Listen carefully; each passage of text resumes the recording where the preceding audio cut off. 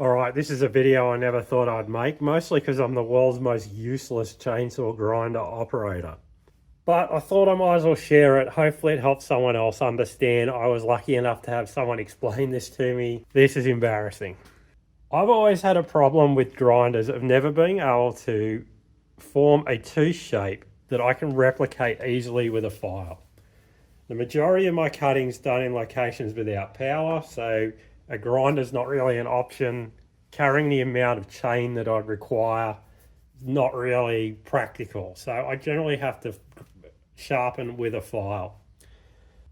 So what I'd always done in the past with a grinder, I would use the grinding wheel in a way that the flat section was forming the top plate cutting angle and the very top of the side plate angle, that just about the thickness of the top plate. And because I was doing that, you would generally get whatever angle you've got the grinder set at onto both the top plate and the side plate. I played around with the tilt, but could never really get it to disconnect. I couldn't replicate what I do. This is a 46 RS, and I generally, when I file it, I'll have a 75 to 80 degree side plate and a 60 degree top plate cutting angle, because that works best for the saws that I use and the wood that I cut. I couldn't replicate that until someone explained something that seems oh so simple and that I should have known, and I cannot believe it took me this long to work out. The profile and the radius that we form into the grinding wheel, if we use like a steel plate, so for 404 they recommend a 2.8 mil radius. So that's approximately half the diameter of the file. All that makes sense. Seems pretty basic, but I'd always run that grinding wheel down so the flat section formed that top plate cutting angle and the very top part of the side plate. At no point did I ever think a file is round, the shape that we've formed into the grinding wheel is round, and I don't use my file the entire way down the tooth. I have quite a bit of it above it.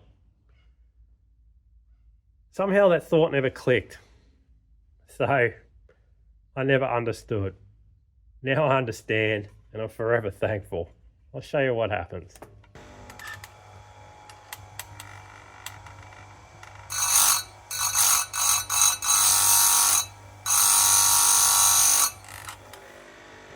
Because I'm stopping that wheel so far up,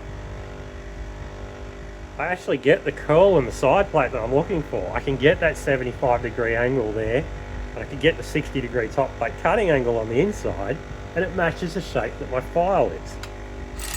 So when I go to sharpen this, when it inevitably goes dull, the shape matches the file that I use.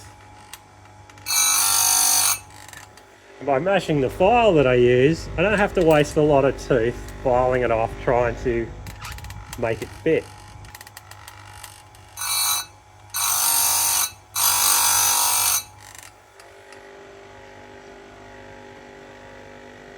So yeah, that's a stupid lesson I learnt. I can't believe it's taken me this long to figure it out.